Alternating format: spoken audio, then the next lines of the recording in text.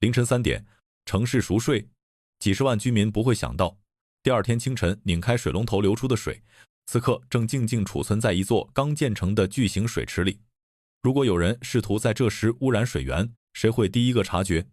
是遍布管网的电子探头，是中央控制室的 AI 算法，还是值夜班的工程师？答案可能出乎意料，是一群鱼。6月16日，副总理兼贸工部长严金勇在国际水资源周上宣布，耗资约1亿2千万新元的登嘉储水池将在年内正式投用。这座由2个圆柱形水箱组成的设施，有5层楼高，能储存相当于22个奥林匹克游泳池的饮用水。它被特意建在登嘉地区的最高点，海拔约40米处，依靠重力自然输水，不需要额外水泵，既保证了水压稳定，又节约了运营成本。未来，它将为周边约4万2千户家庭和玉郎创新区内的登嘉工业区块提供可靠的水源保障。真正让这座储水池在新加坡水务系统中独树一帜的，不是它的规模或造价，而是监测室里一个看似复古的设计，一个养着虎皮鱼的鱼缸。这些鱼不是观赏用的，更不是装饰品，它们属于一套名为鱼类活动监测系统的生物预警装置，24小时不间断地游弋在专属水箱中，与流动的饮用水保持实时接触。鱼对水体变化的敏感度远超人类，一旦水中出现微量污染物，哪怕是仪器尚未捕捉到的细微波动，虎皮鱼会率先表现出呼吸加快、游动紊乱、群体聚集或躲向角落等异常行为。这些肢体信号被高清摄像头实时捕捉，传输给后台的人工智能分析系统，与既定的正常行为模型比对，一旦偏差超出阈值，自动警报立刻触发，远程监控中心随即介入处置。这时候，很多人心里一定会冒出一个巨大的问号，都已经是2026年了，人工智能和数字传感器早就已经普及到了各行各业，为什么新加坡在面对如此关键的城市饮用水安全时，还要依赖最原始的生物，一群鱼呢？这并非技术倒退，而是一种深谙冗余安全的智慧。科学界有一个经典概念叫生物传感器，利用生物体自身的生理反应来感知环境变化。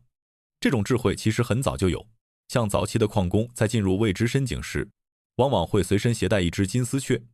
因为鸟类对有毒气体的耐受力远远低于人类，只要金丝雀停止了歌唱或者倒下，矿工就知道必须立刻撤离。今天，新加坡把这种古老的生存智慧进行了一次极具现代感和科技感的全方位升级，并成功将其嵌入到了智慧城市的底层逻辑之中。在这座登嘉储水池里，虎皮鱼扮演的角色就是不知疲倦，持续替人类感知水体健康状态的活体传感器。这些小鱼当然不懂什么复杂的化学毒素名，在他们的认知里，世界非常纯粹，只有这水待着很舒服和这水让我很难受2种状态。而正是这种最本能、最纯粹的生理反应，往往比单纯的数字报表来得更直观、更迅速。它越过了所有复杂的化验程序，直接用生命迹象为整座城市的饮水安全兜底。而且，储水池本身已经配备了 pH 值、总余率、水温等传感器，以及中央远程监控系统，可以实时追踪各项化学参数。当然，既然是代表了世界顶尖水平的水务管理，新加坡公用事业局绝对不可能让工作人员每天搬个小板凳，大眼瞪小眼的去数鱼缸里的鱼吐了几个泡泡。这套系统的真正厉害之处，在于隐藏在鱼缸背后的那套大脑。简单来说，鱼负责用身体去感知，而 AI 和中央监控系统则负责用算力去分析。在登嘉储水池的水质监测室里，每一个生物监测水箱都配备了高精度的远程摄像头和分析网络。中央监控系统正在24小时不间断地实时记录和追踪这群虎皮鱼的每一个动作。AI 系统会精确计算出它们的游泳轨迹、日常的活动频率、群体之间保持的社交距离，以及它们最喜欢停留的区域。基于这些庞大的海量数据，系统会为这群特工队建立一个极其精准的正常行为概率模型。在正常状态下，系统绿灯高照，可一旦水体中混入了某种有害物质，鱼群的运动轨迹发生偏差，或者活动频率超出了设定的安全阈值， AI 系统就会在微秒级别内捕捉到这种异常，并瞬间触发自动化警报。这种模式本质上就是生物监测与人工智能的完美跨界结合。换句话说，这不仅仅是鱼在单打独斗，而是大自然的进化奇迹与人类最前沿的数字科技在并肩作战。听到这里，可能有些朋友会产生新的疑问，既然这群虎皮鱼加上 AI 的监测系统已经这么灵敏，这么神妙了，那我们那些耗费巨资研发的传统物理和化学传感器，是不是就可以直接光荣退休了？答案恰恰相反。在登嘉储水池的设计蓝图里，新加坡人将严谨这2个字发挥到了极致。他们采用的是一种极其强悍的多重保险机制，在水质监测现场，总共布置了4道坚不可摧的防线。第一层是最基础也最扎实的化学指标监测，传感器会全天候紧盯着水的 pH 值、总余率等一系列能反映水质变化的替代指标。第二层是分布在整个管网中的自动化物理传感器，进行毫无间断的数据采集。第三层则是强大的中央控制系统，通过远程网络进行实时的数字化监控与智能化调配。而那群虎皮鱼所构成的生物监测系统，则是第4层，也是最直观的生物防线。为什么要搞得这么繁琐，这么冗余？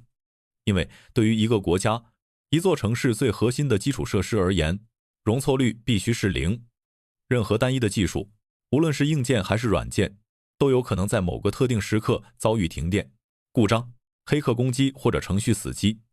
当所有鸡蛋不放在同一个篮子里，即便某一个高科技环节突然失灵，其他的系统依然在各自的岗位上运转。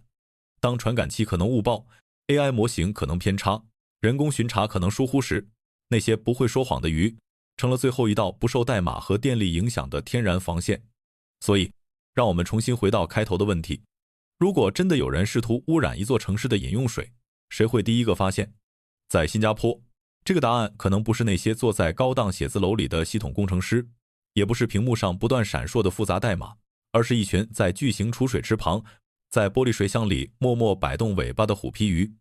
这听起来带有一种强烈的科幻电影既视感，但它却真真切切地每天发生在我们生活的现实世界里。